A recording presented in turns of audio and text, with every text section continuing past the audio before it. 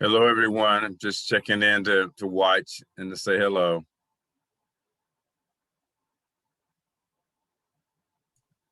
Glad to see you, Dr. Wilder. Good to be seen. Yes, good. Hey, Reverend Wilder. Hello, Dr. Boyer. How are you? I'm well. Be prepared. You may want to jump in. I'm perfectly fine sitting on the sideline watching the big dogs eat. No. That's what little pups do. They sit on the sideline and envision what it's like to be out there with the big dogs. So Yeah. I'm going to sit on the porch and just watch. Reverend Wilder, we're lucky to have you. Yes. Well, I'm glad to be a spectator. But if we're not eating the right food, you need to come in and give us the right food. I don't know about all that, but good to be a part of it. I think we are live, so everybody's hearing us, I believe. Indeed. We're going to wait just another couple of minutes for those digital stragglers who are late. There are also a lot of people watching on Facebook Live right now as well. And this is being recorded.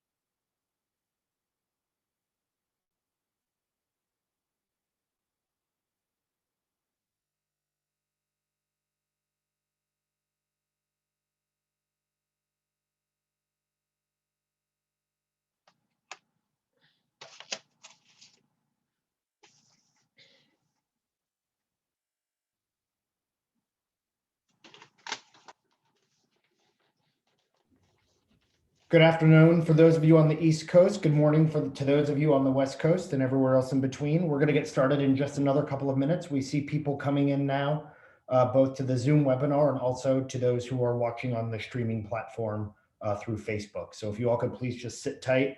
We'll do our best to wrap up on time at about 1:45 Eastern, 12:45 Central. So please just sit tight for another moment.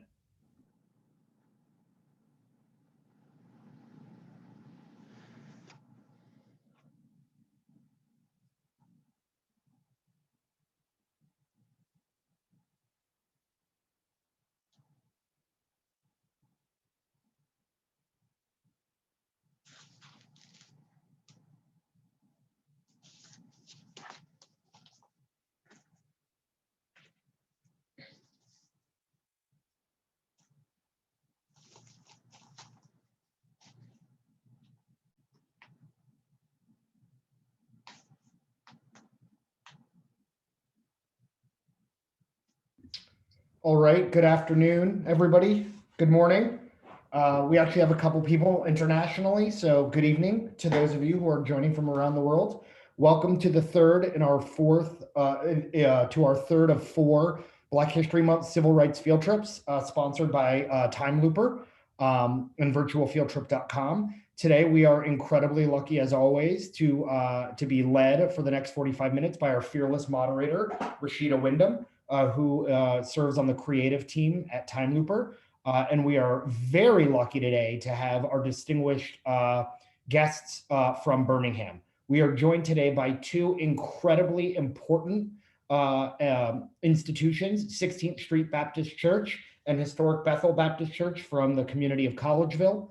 Both of these institutions have a decades-long reputation of serving their communities, not only to advance the cause of civil rights, but also in, of course, advancing faith-based community building and serving the everyday needs of their constituents on a daily basis. Representing 16th Street Baptist Church today is the chairman, Mr. Theodore Debro, or as we call him, Ted Debro. And then from Historic Bethel Baptist Church, we have Reverend Thomas Wilder and Dr. Martha Boyer. You will not hear again from me until the very end. And so without further ado, I'm going to pass it off to Rashida from from TimeLooper who will facilitate today's conversation. If you have any questions, we very much welcome them.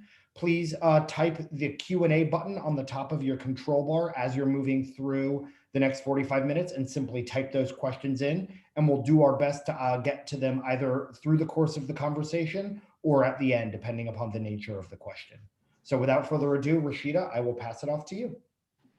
And thank you, Andrew. And hello, Dr. Boyer and Mr. Ted Debro, as well as Reverend Wilder. Thank you so much for joining us here today. I hope you guys are staying nice and warm. I know the rest of the country, United States, is under a little bit of a blizzard, so I hope that you guys are doing great. We are. Thank you. Great. Okay, so let's just start and jump right in. So we cannot start a conversation about historic Bethel Baptist Church and 16th Street Baptist Church, a critical role in the civil rights movement, without explaining in the context in which they arose. Can you explain why Birmingham developed following the Civil War and the role African Americans played in its exponential growth? The city of Birmingham was actually started in 1871 as far as being formally incorporated. People were, of course, living out in the county areas, but the city itself, didn't meet the guidelines for population, etc., until 1871. And Birmingham really started as a mining town, a steel town, an iron town. And after the Civil War, people came from everywhere. They came from Eastern and Southern Europe and from the Black Belt of Alabama to Birmingham to work in the steel industries.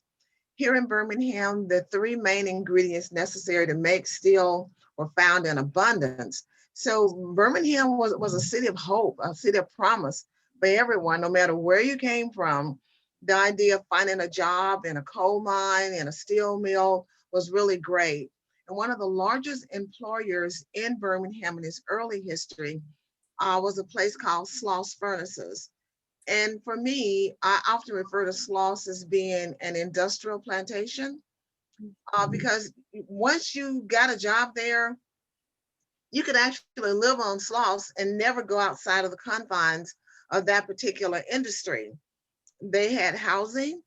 If you listen to like one of the tapes that they play at the Civil Rights Institute, even on the housing would have been segregated, where your whites, your Eastern Europeans, Southern Europeans lived on the front rows of housing, and then African Americans, Black, lived behind them. But they all lived there on that particular industrial plantation.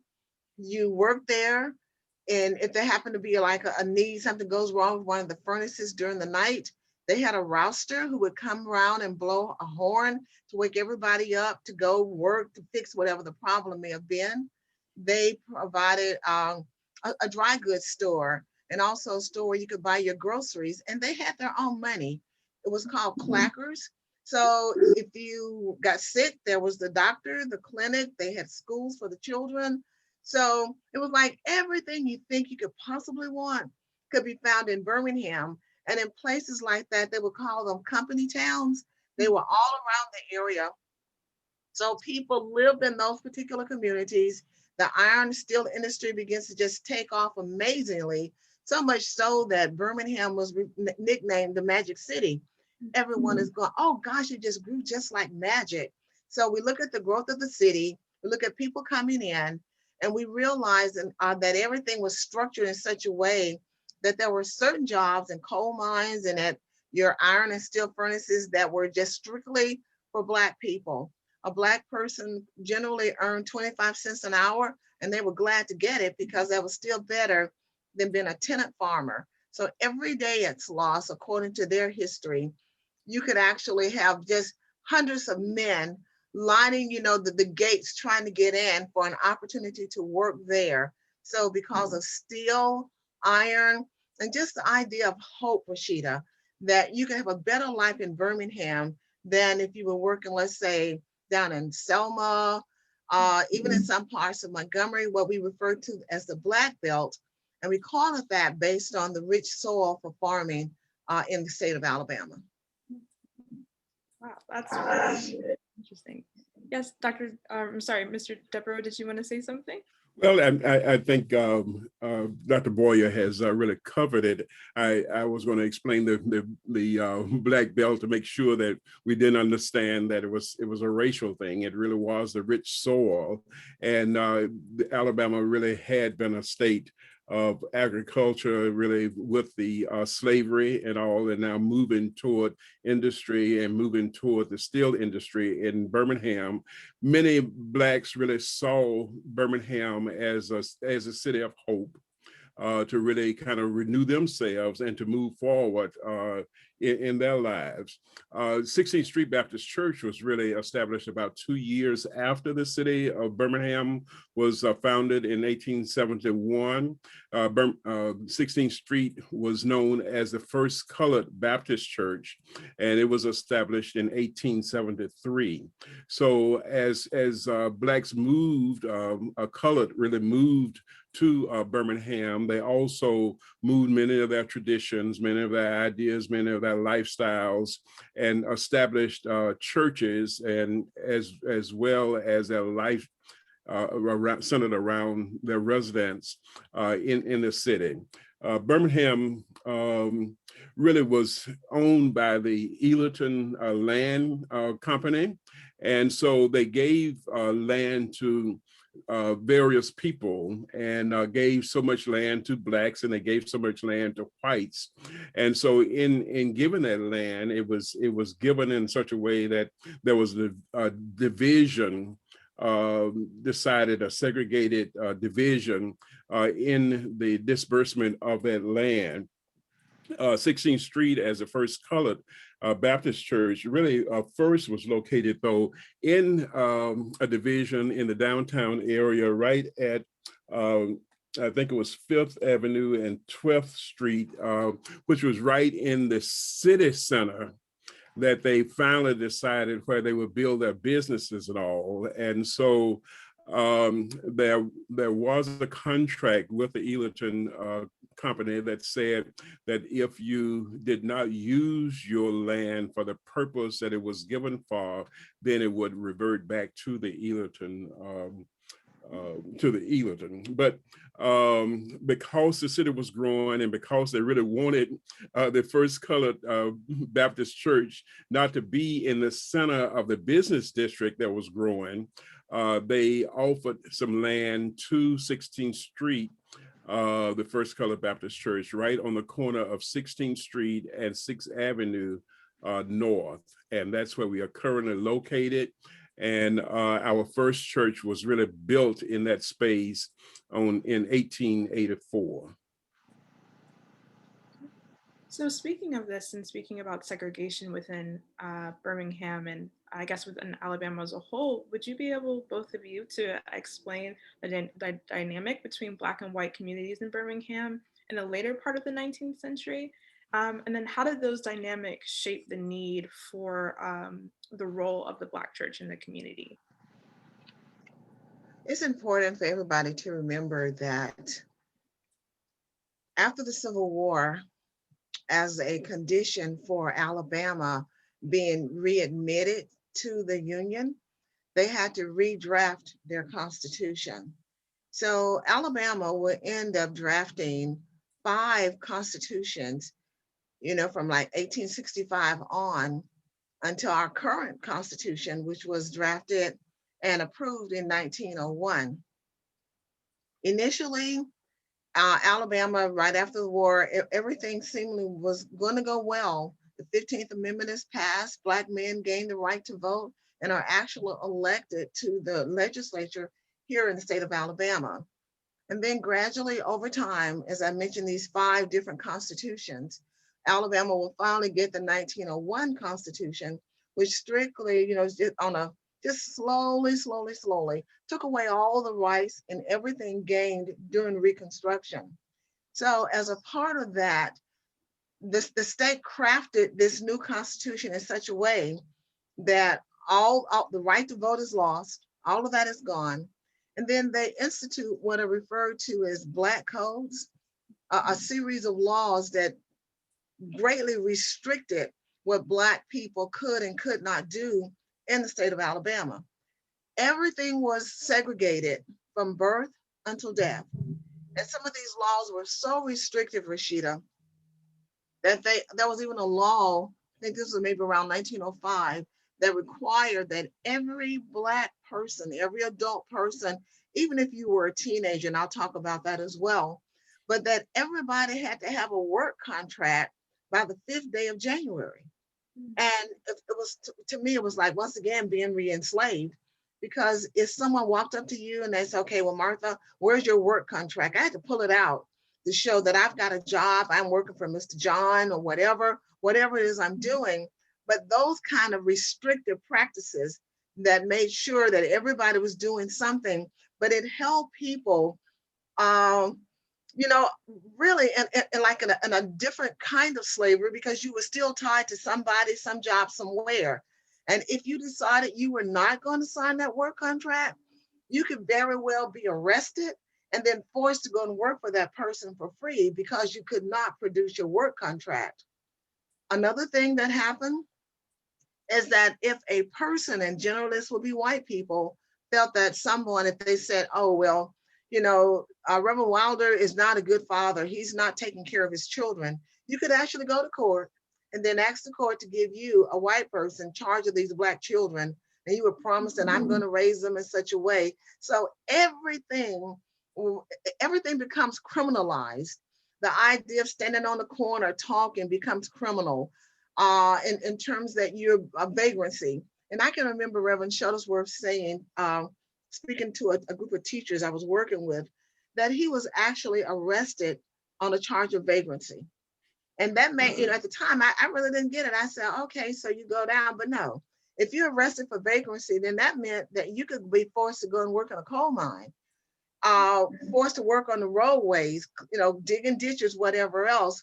So everything was restricted in such a way that it was next to impossible for a Black person to get ahead.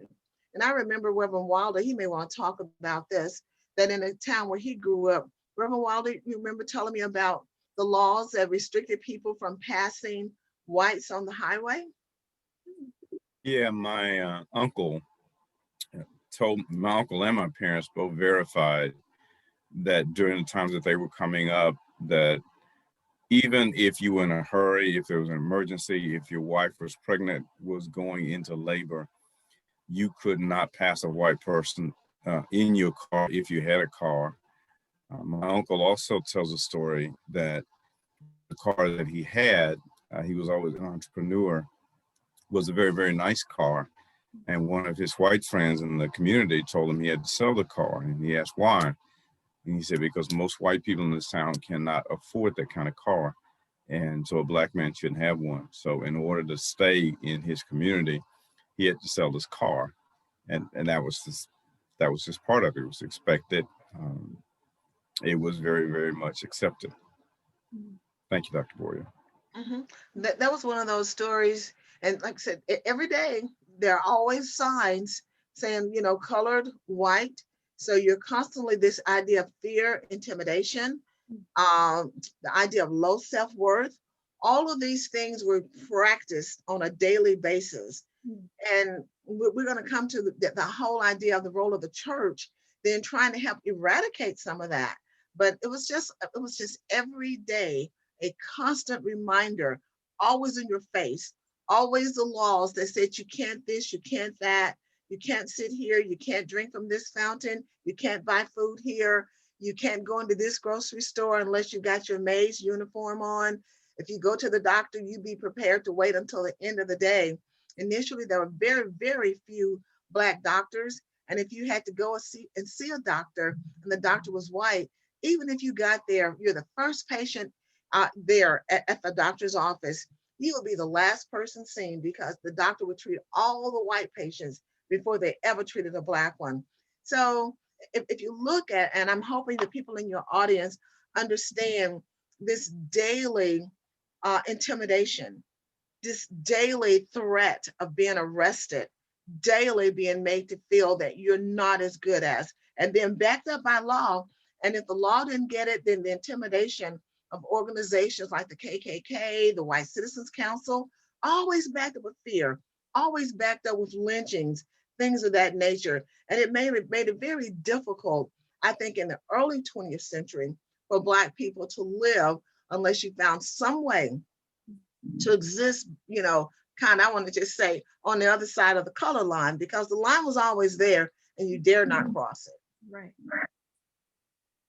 And I think it's really important to, for our audience that are watching, that this is only occurring 60 to 70 years ago now. So it's still very recent. We still have people here that have actually had experiences with it. My family grew up in New York, so our experiences were a little different. But when my dad did visit North Carolina, where some family were staying, he at one point did have to enter a colors only facility in a restaurant and a rest stop. And he, since that wasn't a part of New York's kind of concept about racism, he went in through the white only section. And I remember he was telling me that his grandfather like physically picked him up and took him out, excused him and said, so it's very recent.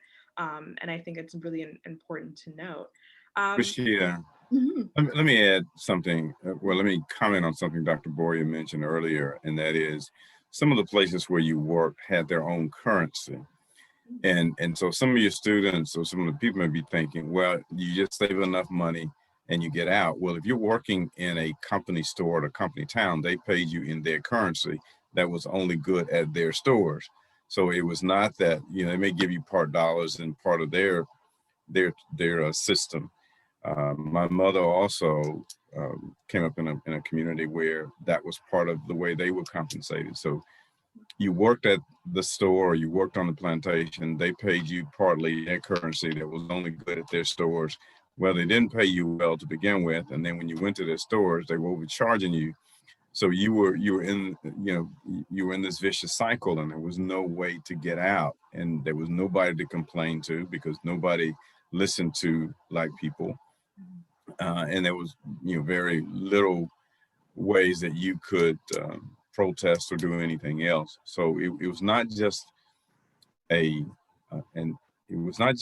legal system. It was an economic system. It was a culture. It was a social system.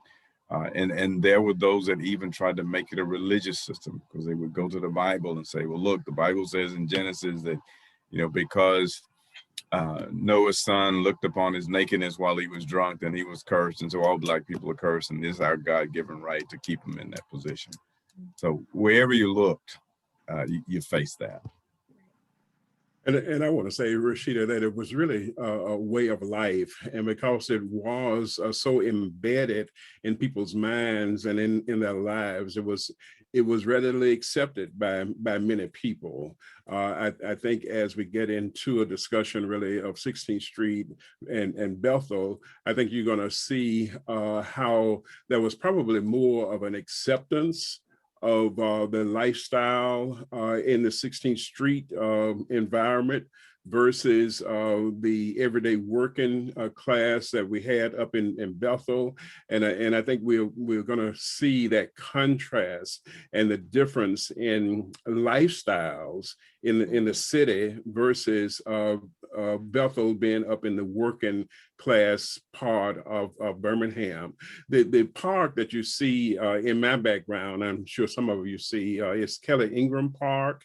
And this park, when it was established, it was even a segregated park, and Blacks could not go into the park, even though Blacks lived around the area. They were not allowed in this park. It was only restricted to whites.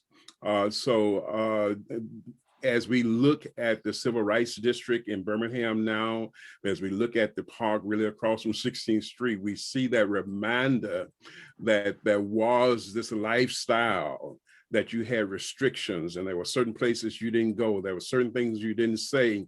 There were certain ways you would go down a walk and have to get off of the walk if a white person was approaching you. There was just a lifestyle, and it was accepted by some, and it was rejected by some. Okay. So that's now just to bring this up to kind of more 1950s, 1960s civil rights movement. In our previous discussion with Chief Interpreter David and Park Ranger Randy at Central High School National Historic Site, we discussed how Brown v. Board could be considered a catalyst for the modern civil rights movement. Do you believe that there was a single catalyst for the momentum in Birmingham? And if not, what do you believe sparked that movement and that time? I can't think of maybe Ted or Reverend Wilder can think of a particular incident. There were just so many, and the practice was so embedded into everyday life that I think it was just a culmination of events. And I think that Brown v. Board just gave hope to people. Just for a moment, I want to go back to the 19th century and Plessy versus Ferguson for just a moment. And I think that helps us with looking at 1954. So if we go to the Plessy case, I think that was in 1896, we get an idea of the establishment of this separate but equal. And they were able to do that because initially trains had cars that they called the ladies' cars, and then there were cars for men. So men and women didn't ride in the same train car. So it made it easy for them then to go into this black and white issue of separate but equal. So after that law, and really it's like for the next 50 to almost 60 years, Black people lived almost a nightmarish experience for almost 60 years looking at these laws. And it was like, this is so amazing. It was like after going back even further, after Mississippi finally changed its constitution, it was like the South was just kind of holding its breath. Everybody's going to wait to see if Mississippi's constitution gets accepted. Well, it did. Congress by now is tired. They're trying to enforce these laws. And so Mississippi's constitution is accepted by the Congress, and they're finally in. So Alabama follows suit with the Constitution of 1901 that took away all of the rights. So this nightmarish existence starts to just take effect, and it's doing so up until the 1960s. But then Brown v. Board holds out hope. And a lot of times people weren't doing things for themselves. I hope we all understand that. I can look at my mother, Reverend Wilder's mom, your parents, your grandparents. People were looking out for their children. They were hoping that, if we can get the laws changed, if we can make this happen, then our children can actually live a full life. So I think in Birmingham, and Reverend Wilder and Ted may have, a different answer, but I just think it was a culmination of insults upon injuries that caused people to just finally stand up with the passage of Brown, and the idea, I think, of also forcing the government to live up to his creed, to live up to all of his high-sounding words in the Declaration of Independence, in the preamble to the Constitution. So it was like finally hope, but it didn't happen overnight. So people then had to get into the trenches, people like Reverend Fred Shuttlesworth, and then start fighting to make the nation live up to what it proclaimed. We're the arsenal of democracy following the wars. We're this, and we're holding ourselves to the world as being this amazing place for all people. But at the time we're talking about, the population in Birmingham was 40% African Americans, 40% Black, but we were assigned by law to live in 10% of the land space.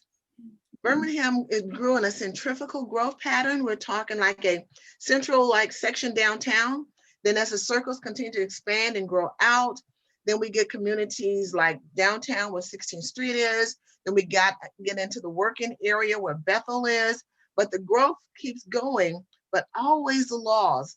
Black people can live in A2, B2. So everything was just done. And I know that I provided some examples of some of these laws for Andrew. And I hope, if not, I will make these available for your listeners. But we'll hear from the others so that I can stop talking. I'm sorry. I have to be a big mouth. That's fine, Dr. Boyd. Yeah, you a wealth of information. I would say I think the Brown versus Board of Education really was significant, but I think there were just a long line of significant things that were important. And even before Brown versus Education, Truman, I guess, really signing where the armed forces kind of desegregated, really was an emphasis. And as soldiers started coming back into town and coming back into their cities and all, and they had experienced that desegregation, they carried that on into their new lives. But when you ask what other significant event occurred, I would think right after the Board of Education, I see the killing of Emmett Till as really strategic in the movement. And not only the killing, the murder of Emmett Till, but the way his mother presented him to the world, and for the world to really see what men did to a 14-year-old boy in Mississippi, innocent 14-year-old boy, and then for you to see that in reality. And then when it was published in Jet, and there was a publication that all of us as Blacks would read. And when we saw those pictures and really realized what was really happening to us as a people and what could happen to our children, even with the hope of Brown versus education, mean-spirited men and racist men could destroy all of that. And we saw that in Emmett Till. And so that I think that became more of a burning desire to change things, to make things happen for the betterment in this world. So yes, Brown versus education was very important and key.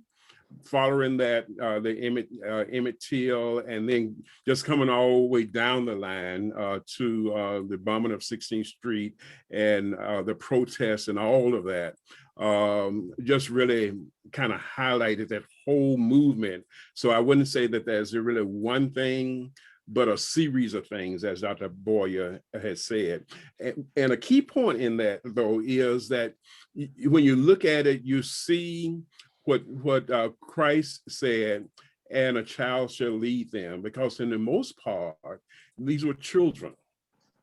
The children in the board, Brown versus the Board of Education, children in Little Rock, children with Emmett Till, children getting killed at the church, and it's showing what Jesus Christ really told us in his lessons: a child shall lead them. And that's really interesting that you bring that up, both you, Dr. Boyer, and Mr. Debro, because I always like to think about, history doesn't occur in a vacuum. We have these series of events that are occurring. And just to roll back just a little bit. So when thinking about kind of the role of the Black church, could you talk about maybe how the Black church came to spring up in the American context and how it's very specific to African Americans? And would you consider that Black churches and Black church culture was maybe considered an act of resistance? Reverend Wilder, you want to start that one? Then we'll jump in, but you want to start that? Yeah, I will give my comment. The Black church was the place where Black people could meet in private first, and then also with self-respect and dignity, because we respected each other. It was the place you could dress up to go to. It was the place where you could be honored by your own people. You were given leadership roles. You could strategize. You could also be renewed with the spiritual things. So, and then it was a place where there was a really big social environment as well. So the Black church was everything. And there were people in the Black church who really felt divinely called to do some of the things that they were doing. And I think that made the biggest impact, that they, in the fear of God and with the leading of God, going back as far as Harriet Tubman, felt that this was what God called them to do. And so that's what they did. And so it became the center for going out and combating a greater ill that we saw in society, because there we could look at the same Bible that everybody else read and see where God wanted his people free, and from that go out and march with a moral and spiritual conviction that told us that God was on our side, that we were on the side of right, and for the most part, we were doing it non-violently. So how could we be denied? That's my 2 cents to start the conversation. Thank you for that. And so speaking of which, and calling our leaders and feeling divinely called, Dr. Boyer, would you be able to explain historic Bethel Baptist Church under Reverend Fred Shuttlesworth and the Alabama Christian movement for human rights? Can you tell us a little bit about his background and what brought him to this moment in space? I'm happy to do that. Reverend Shuttlesworth is definitely one of my personal heroes. And I often refer to him as an uncommon hero because today when our children think about heroes, they really think about sports figures, somebody who's able to run the ball or do whatever. Mm-hmm. But he is my hero. I was doing a study once, getting ready to do a big study on the Holocaust. And there was like this document stating that there were like 6 steps to a Holocaust. Mm-hmm. So as I'm reading, what the author is saying, I thought, oh my gosh, that's where we were in Birmingham when Reverend Fred Shuttlesworth stood up. We were already, of course, with all the segregation laws, just put off, into these various, communities plagued with flooding and whatever else, already found guilty in the courts whenever you go. But we were almost at step 6, and we were kind of there in terms of people are just killed and no one gives a care. And as we were talking, I remembered a woman who in another little part of Birmingham, is not far from where Collegeville is, but a Black woman was walking home one day and some little white children started to harass her and throwing rocks at her. And she stopped and, chastised those children about it. They went home and told their parents. The next day, that lady on her way home, those parents captured her and she was lynched because she dared to say something to those children. Reverend Shuttlesworth grew up initially in Birmingham. He was born first in Mount Meigs, which is like in Montgomery County, down near the state capitol, but it's a little ways out. But he was born there. Then his mom remarried and they came to Birmingham. So he went to school at a county school called Rosedale High School, where he just excelled, the top of his class. Then he went on, as an adult and moved to Selma and to Mobile, but he felt divinely inspired and called by God. So then he started to go to seminary. He was not well liked in Selma. He and the ministers there, not the ministers, the deacons at First Baptist Church, they clashed all the time. No matter what it was he wanted to do, the deacons had another thought. So that relationship didn't work well. So in 1953, he comes to Birmingham to the working class community neighborhood called Collegeville. And it is so named because at one point there was a college there. It was called Lauderdale College. So the title of the community, Collegeville, based on Lauderdale College. So when he first got there, one of the first things he wanted to do was to kind of clean up the neighborhood. And I mean, clean it up from things like shot houses. If people don't know what that is, it's a place where, it was my house. And maybe I made extra money by selling a shot of liquor to people. You can come over there on Friday night, you got paid, and I'll sell you a shot. And not only were there shot houses in the community, but you got to think the reason there's shot houses is because there's really no place to go for entertainment. All the law says, Black people can't go to this place, you can't go there. So therefore, people just started to make their own entertainment. And there were a lot of illegal saloons called juke joints, where you would go in, they've got music blasting. So all of that, but it had a negative impact on the community.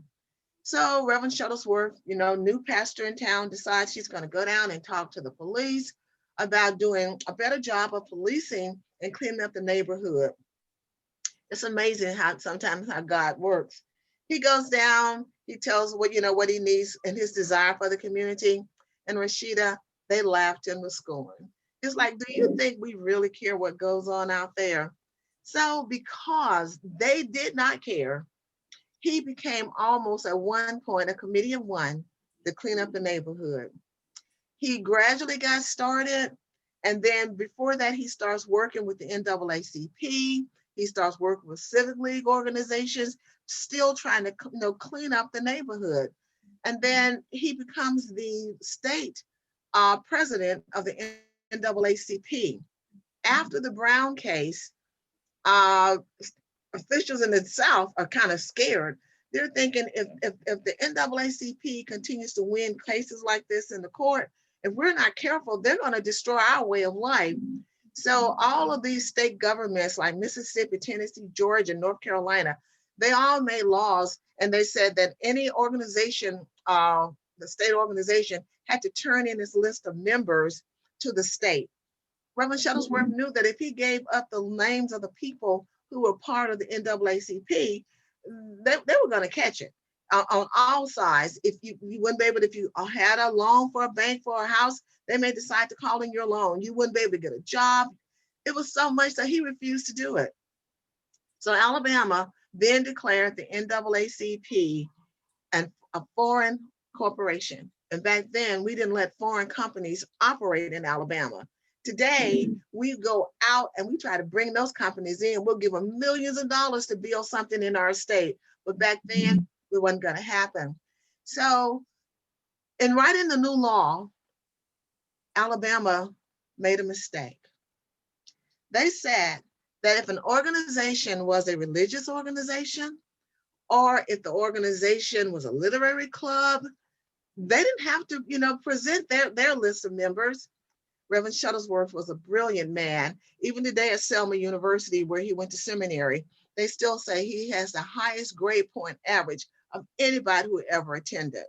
So he got together with 5 other ministers, and they really and truly made that loophole work for them. They couldn't just let all the things that had happened with the NAACP just die and just stop working. So their new organization is called the Alabama Christian Movement for Human Rights. Please, everybody, look at the name. They were just so smart. Alabama. So they couldn't say it was foreign. And we said any religious organization didn't have to give up its members. So they're what? Christian. And as a result, they were able to organize, in the state, but based on their own law, had to give them a charter. And there were little chapters of this Alabama Christian movement all over the state. So this organization will become, it really replaces the NAACP until the NAACP sues Alabama. And then they're eventually able to come back into the state. But this becomes the driving force for the modern civil rights movement in Alabama. And Reverend Shuttlesworth, he starts the organization, but he still lets them pick their own president, and they picked him. Right. One of the members of the organization was a minister, Ed Gardner. When asked why did they pick Reverend Shuttlesworth to be the president, Reverend Gardner said, "We needed somebody to be our president who had nothing to lose but their life." Every time I say it, it just hurts me that he was saying, well, we all have businesses. We all have this, that, and the other. Fred doesn't have anything. So we picked him because all he had to lose was his life. And he was willing to give it. So this organization eventually in Birmingham will be composed of 60 churches. And they start meetings every Monday night all across the city at one of these churches. And Reverend Shuttlesworth, they often met at the church in his office to plan and strategize. They met at his house. But this will become the driving force. In 1957, Reverend Shuttlesworth will become the secretary for Dr. King's new organization, the Southern Christian Leadership Conference. But he had heard about Reverend Shuttlesworth and came to Birmingham to meet him. And he said, he is the most courageous freedom fighter in the entire South. So this one person's trying to make a neighborhood a better place to live, takes on all of the forces of evil in Birmingham and starts an organization that will sweep across really and truly the whole state and will eventually be responsible for bringing Dr. King and others into the city to fight for, freedom. That's what we want freedom. So we were fighting for freedom. Right. And That's really interesting that you're bringing up these discussions too, because Reverend Fred Shuttlesworth actually has specific links to 16th Street Baptist Church. And when you're speaking about kind of the concepts of, you know, I want people to realize that, you know, you're losing, you have things to lose. You have your life to lose, most foremost and foremost, but you have your house, your car, your children's safety, never being able to get an education, the real threat and violence that Black people had to suffer on a daily basis. And so when creating these movements, there had to be real thought about what were you willing to lose? What were you willing to give up? And these discussions are hard and they're heartbreaking. And so I'd like for Mr. Debro to kind of talk a little bit about the Children's Crusade and Reverend Shuttlesworth. I will. And before we get to the Children's Crusade, and I brought this up a little bit earlier, but I think it's important to really kind of contrast Bethel and 16th Street Baptist Church. I guess our hero really was Reverend Pettiford, who was the pastor back in 1884. And he really worked to establish the community and to establish the first school for color, the first Alabama Penny Savings Bank. He was out to educate and to develop a society really within the rules that were established in Birmingham. And so 16th Street really wasn't a church of protest. It really wasn't a church of conflict. It wasn't one that really bent the rules at all. It followed the rules. The first church that was built really was the first brick church that was built downtown. And the pastor during that time, Pettiford, really had all of his classes in the basement of that church. And he was doing so much in that church that really the city forefathers condemned that church and made the church tear it down. But there was not really a protest about that. They just found Rayfield, who was a new architect in town, and to design a new church. And that's the church you see today for 16th Street Baptist Church. But so 16th Street became the place, they called it Everybody's Church, but it was a meeting place for concerts, for lectures, for just large gatherings in town. And so when the children's movement started, it was the ideal place for children to meet, to get their marching orders to go downtown. But that really did not happen. And I think people need to understand that until 1962 and the first part of 63. Prior to that time, 16th Street was really not a part of the movement. They were really kind of, and I don't know, some of my members may get me about this, but they were really comfortable with the lifestyle that they were leading. They were not the protesters. They were the middle class and the upper middle class. And so they were used to the concerts and they were used to the higher things in life. It was only when Reverend John Cross came to 16th Street in 1962 and his friendship with Dr. Martin Luther King Jr. When Dr. Martin Luther King came over, he talked with John Cross to convince him to let the children's movement and Fred Shuttlesworth come into the church, because prior to that time, the door was really kind of closed to the movement. So that started really in 62. And then, we had the March on Washington, and we had the desegregation of schools here in Birmingham in September of 1963. And then the bombing happened on September the 15th, 1963 as a consequence of all of those things. But I think it's really important that we really see the contrast from what we would call a kind of a high society, silk stocking like congregation versus the working class congregation that we found at Bethel and in Collegeville, and how there was resistance in a church like 16th Street. But once the two came together, then we changed the world. And I think that's important for our knowledge today too, that no matter what you think and how you have been raised, what your beliefs are and all, if you listen to others and really come together to come as one, then we can make changes in this world. Then we can define a different world and we can move together to solve many of our problems. So when you talk about the Children's Crusade, it was a meeting place, but that happened late in the movement. And it happened really because of the friendship of Reverend John Cross with Reverend Dr. Martin Luther King Jr. As Ted pointed out, Reverend Shuttlesworth had been working 7 years in Birmingham before he invited, Dr. King to come.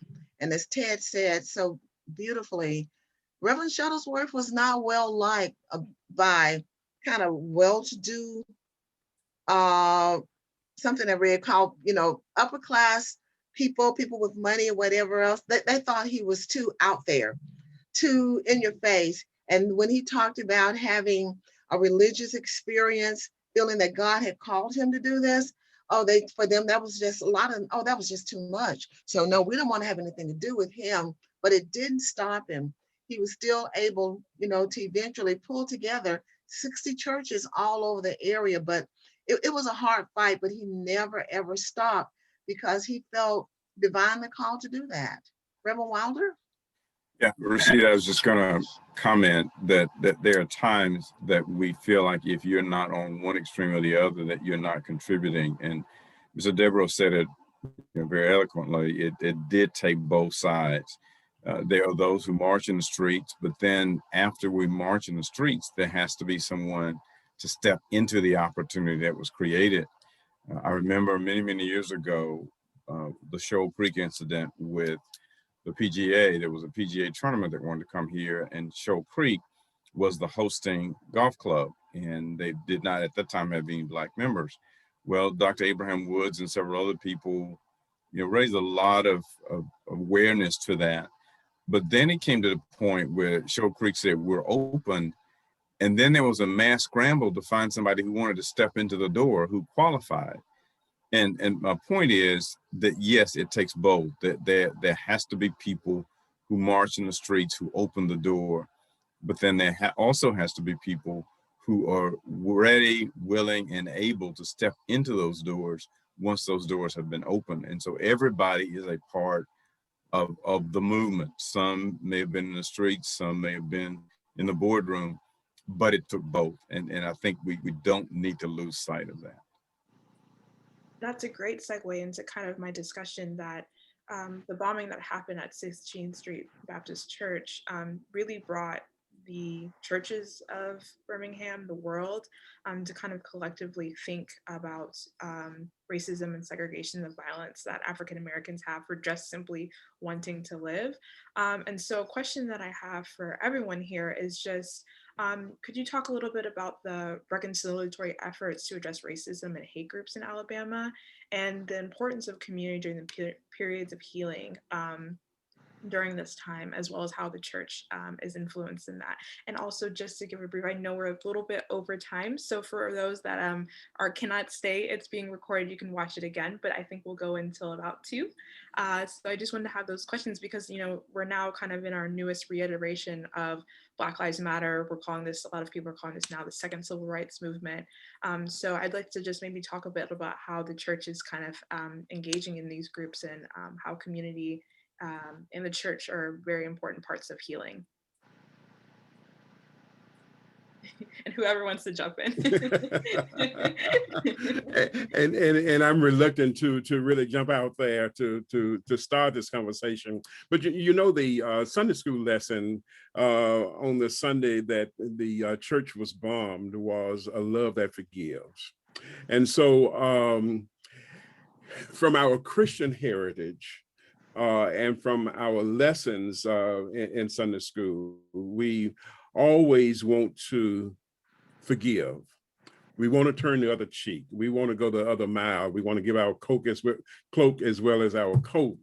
We want to extend ourselves, and we want to love ye one another. I don't think we are there yet. So when you talk about today and the Black Lives Matters and then the events of January, was it January the 6th, February the 6th, January the 6th, whenever, we really can see it's in our face that we are not there yet. Which means that our lessons, our preaching, our teachings in the church have to go even further. And this is personal at this point. I think that with so many different churches, with so many different denominations, that we have really split ourselves away from the true message that Jesus Christ was trying to give us. And so in splitting those messages, we have become self-centered, we have become selfish, we have become isolated, and that we really are not reaching, giving that message that Jesus Christ really intended for us to give, and other religions intend for us to give. And I think that message is really simple. Love ye one another. If I love you as much as I love myself, then I'm going to care for you as much as I care for myself. It's that plusness in life. It's that going that extra step in life. And that's the message I think we have to teach. And I think once we get there, then the racism, the hate, all of the conflicts that are happening around us really will be solved. And that has to be a constant message, I think, coming from churches, and the central message coming from churches. That's personal.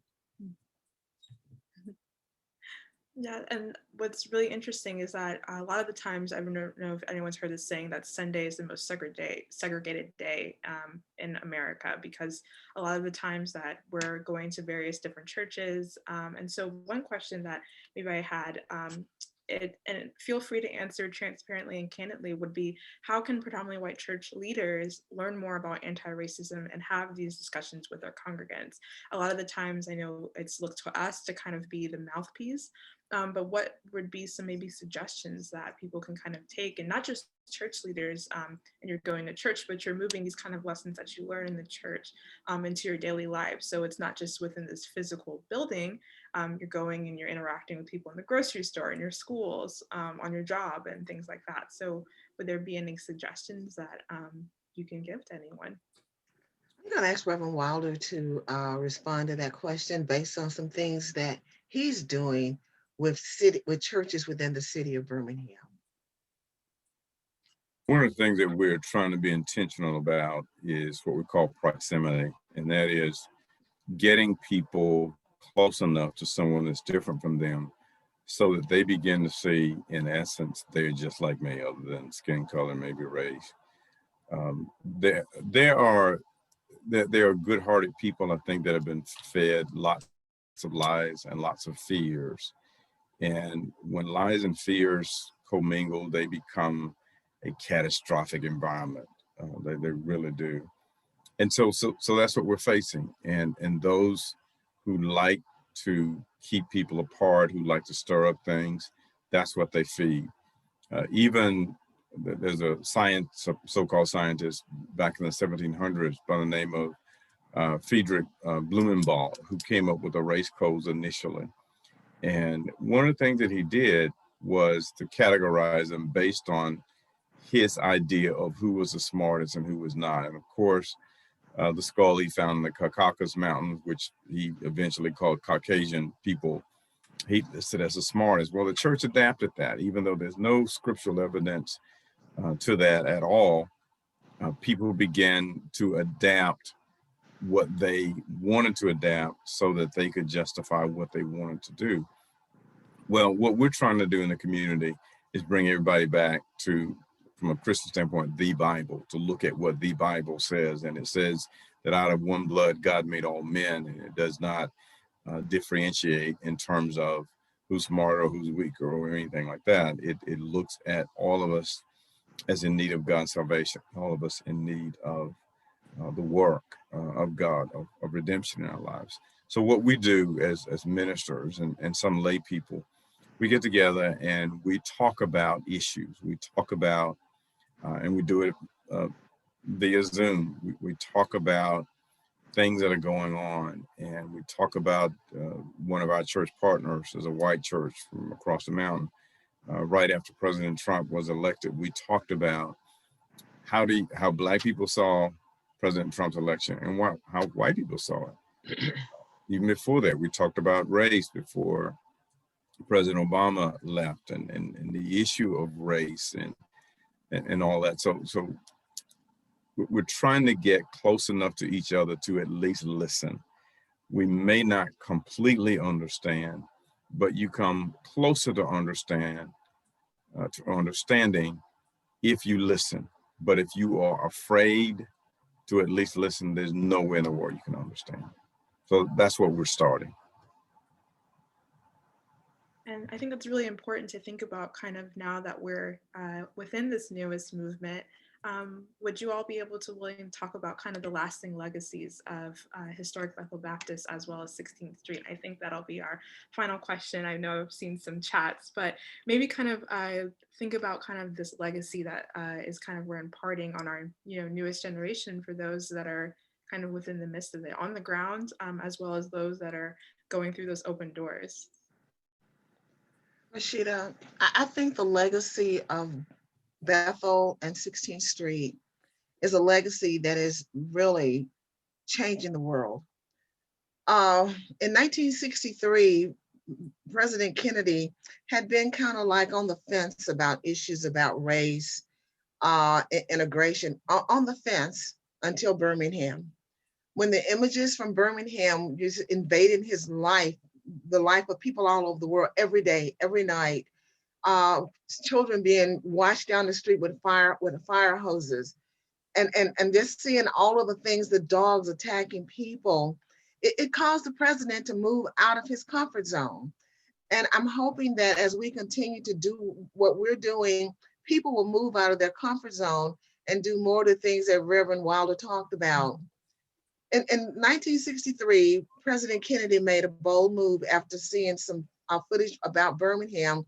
He comes on the news and has a conversation, with the people of this nation about, after seeing Birmingham, how can any of us be content? How, would any of us be willing to change the color of our skin? So he said, I'm going to request that Congress put together legislation that would tear down these barriers. And that legislation became the 1964 Civil Rights Act. When young people in China stood up for rights and their government brought out tanks, this is in Tiananmen Square, those young people linked arms and started singing, "We Shall Overcome." Nelson Mandela said, when he looked at his situation and what was going on in South Africa, he thought about Birmingham. And that gave him courage to go on. When the Berlin Wall fell, it was Birmingham. A friend of mine, Dr. Glenn Eskew, wrote a book, and the title of the book, it comes from what President Kennedy said at that meeting with Reverend Shuttlesworth and Dr. King and Reverend Abernathy. He said at the meeting, when he brings them to talk about what he was going to do, he said, but for Birmingham, we would not be here today. So I want to say, but for Birmingham, I don't know where the United States would be today, but I still say, but for Birmingham, we're going forward.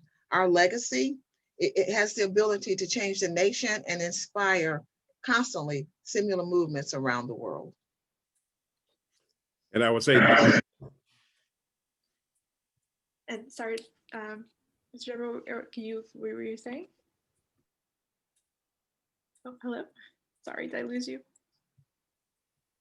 And I was just saying ditto. I think it can be said, and we can't end it in a better way than what Martha has just said. Yeah. And I think it's just so important just for all those that are listening, and just to make it apparent that, yeah, we can do this. We're moving forward. I know that we're in a very difficult situation with the pandemic and racial issues and economic issues, but I think it's important to get back to the love and humanity that we're all talking about. So again, thank you so much for being here with us today, Mr. Ted Debro, as well as Dr. Martha Boyd, as well as Reverend Thomas Wilder.